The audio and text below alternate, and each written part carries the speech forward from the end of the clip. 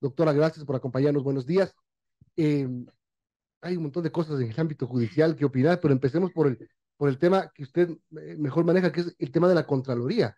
Tenemos 6 años de subrogantes, no un titular, y esto genera sin duda inestabilidad en la institución como tal. Buen día. Milton, buen día, Verónica, buen día. Un saludo también a la audiencia que nos acompaña. En efecto, tal como se señala, son 6 años en que la institución no cuenta con una autoridad titular. Se han dado una serie de subrogaciones por algunos escándalos en los cuales se ha visto envuelta, perdón, la institución, y esto crea un problema de legitimidad muy grande.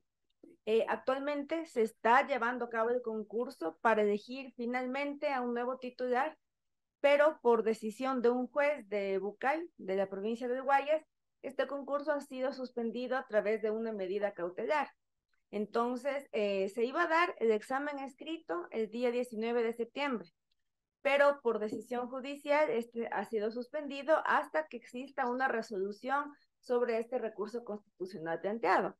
Entonces, una vez más, el concurso que tanto se esperaba ha sido suspendido hasta que exista una decisión por parte de una autoridad judicial. Ahora, la suspensión se da por un juez de Bucay. Otra vez entran en acción los jueces de cantones con resoluciones cuestionables.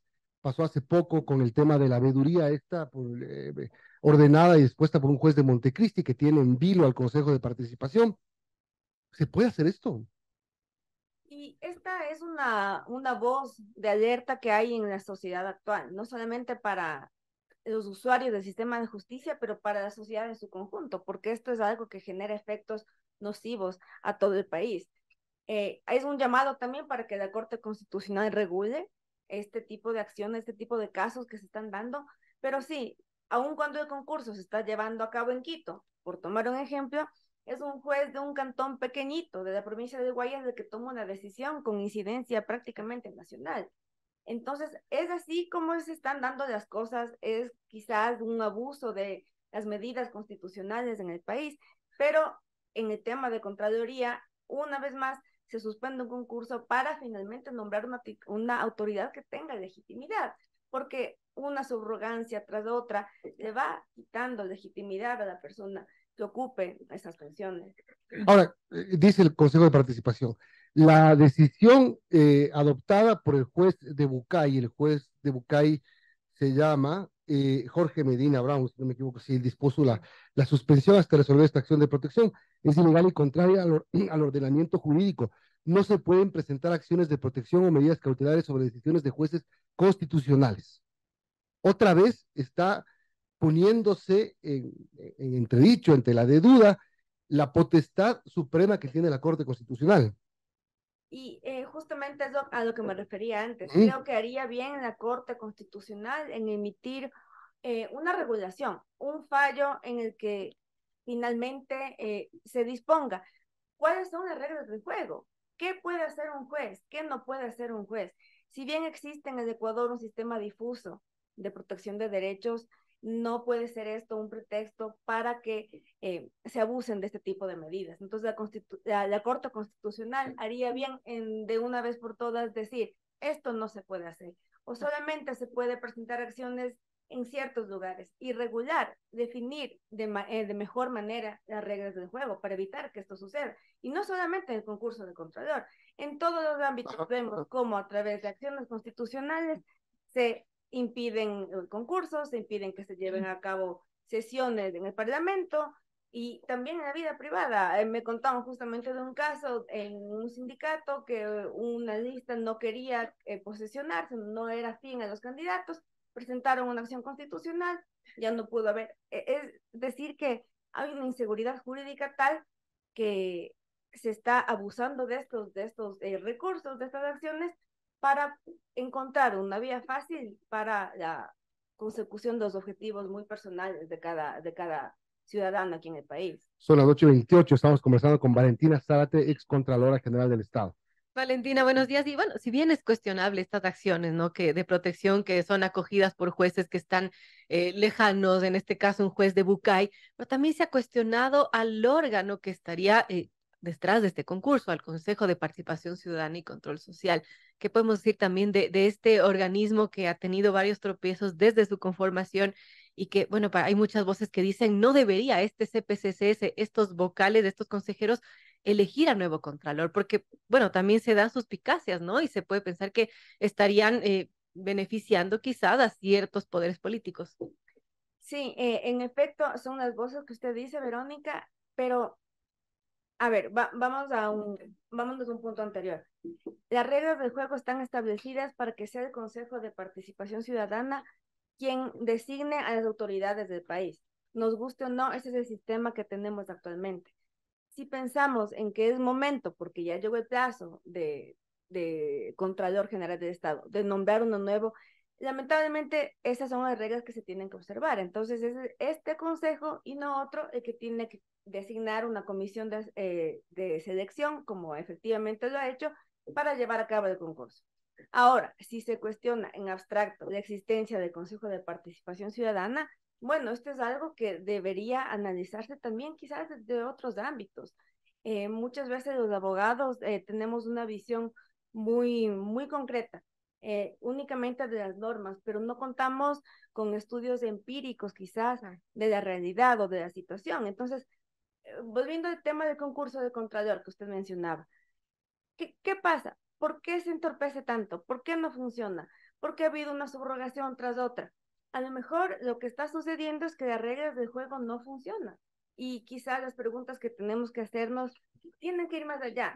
¿Cómo se despartidiza la Contraloría? ¿Cómo se saca la política de un organismo que tiene que ser eminentemente técnico? Y más allá, ¿cómo hacemos para que el proceso de selección sea, por lo tanto, transparente, objetivo y que no se partidice o se politice una vez más a esta institución?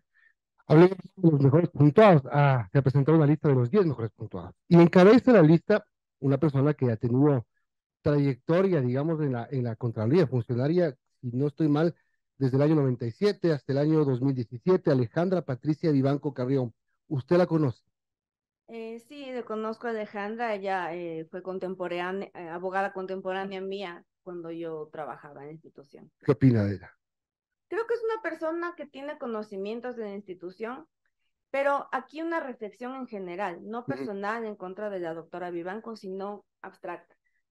Creo que es necesario preguntarnos, así como se lo decía Verónica, cómo se está llevando a cabo el proceso de designación, qué es lo que queremos como país para esta institución. ¿No será acaso, quizás, pernicioso que personas que litigan directamente en contra de la Contraloría, que tienen sus estudios jurídicos o sus casos particulares, que defienden a personas con glosas o que están defendiendo dentro de procesos administrativos en la institución, quieran aspirar a dirigir a la institución? Yo me pregunto, de llegar a ser designada cualquier persona que litigue contra la institución, porque de este caso hay muchísimos, en este listado que usted menciona, Milton, hay bastantes abogados que viven de defender a los administrados que han sido sancionados por Contraloría, y es legítimo, es válido. Pero yo me pregunto, ¿puede tener objetividad una persona que tiene casos ahí dentro de la institución? Esto pasa con otros de los aspirantes. Juan Falcón Puig, por ejemplo, fue ministro de Comercio Exterior, embajador, polémico personaje, en definitiva. Sí, inclusive se dice, si usted revisa notas de investigaciones periodísticas, que el doctor Puig inclusive fue el abogado de Odebrecht.